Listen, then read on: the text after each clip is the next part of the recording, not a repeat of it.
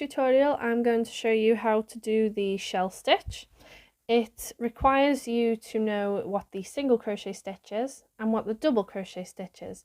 I'm referring to it in US terms, but in the captions it will say what the UK term is as well.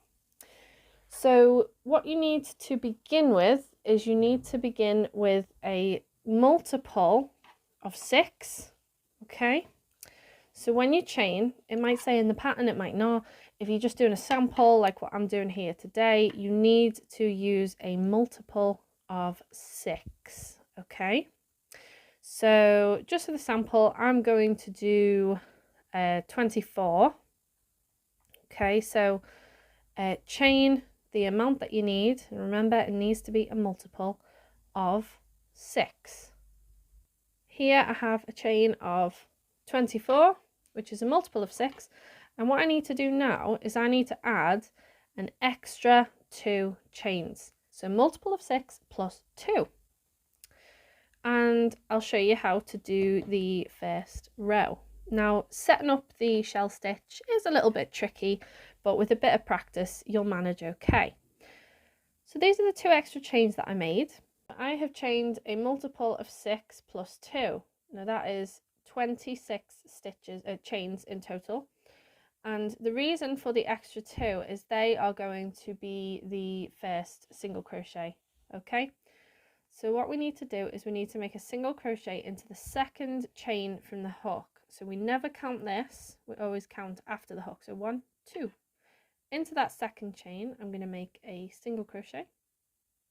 Okay, there we go, nice and tidy. And what we need to do now is we're going to establish the first shell cluster. So we need to skip 2 chains, so not this one because we've used that one. 1, 2. Okay, so into this third one, I am going to make 5 double crochet stitches into the same chain. Okay, so 2 double crochets, 3 double crochets,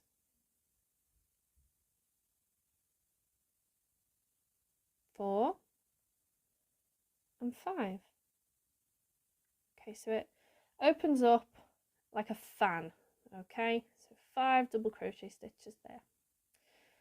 Now what we do is we skip 2 chains, so not this one, not this one, this one, skip 2, and just make a single crochet stitch into that chain.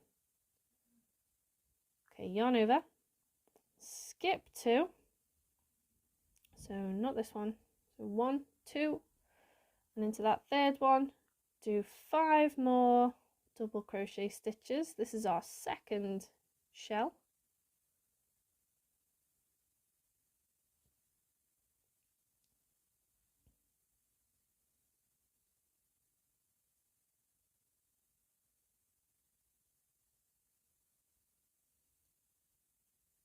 Okay, so as you can see, we've got 2 shells now.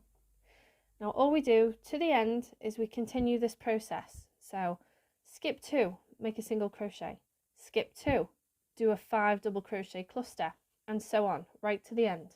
So this is what the first row should look like. So you've got single shell, single shell, single shell, single shell, single at the end. And this is the foundation row. You can't do shell stitch without this foundation row.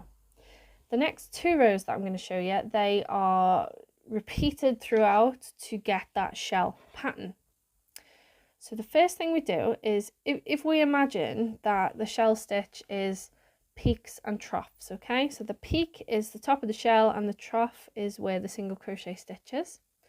We are basically going to do the opposite into each of these spaces. So where there's a peak, we make a trough. Where there's a trough, we make a peak. So chain 3 at the end of that first row, that's the turning chain. Turn it around. Now those 3 chains, they are going to form the first double crochet stitch of the next shell. Now as we're at the end of the row, and this is going to be a flat square piece, we can't do a full shell, we have to do a half shell. So I'm going to make 2 more double crochet stitches into this half shell. Okay, it'll be 3 in total. I know strictly speaking that's not half, but we can't do 2.5, so we have to do 3.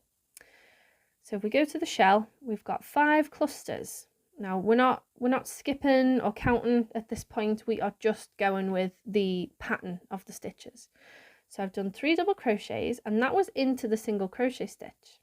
So what we need to do is we need to work a single crochet into the center of the next shell. And all I mean by that is, so there's 5 stitches that make a shell. So into the third one, we have to make a single crochet stitch. Now always do this at the very top of the shell, okay? Now, single crochet stitch at the top of the shell. So what we need to do is we need to work out where is the next trough. Where's the next single crochet stitch? It's down here. So now we're going to work a full shell into this space here. So that's 5 double crochets into this single crochet stitch down here.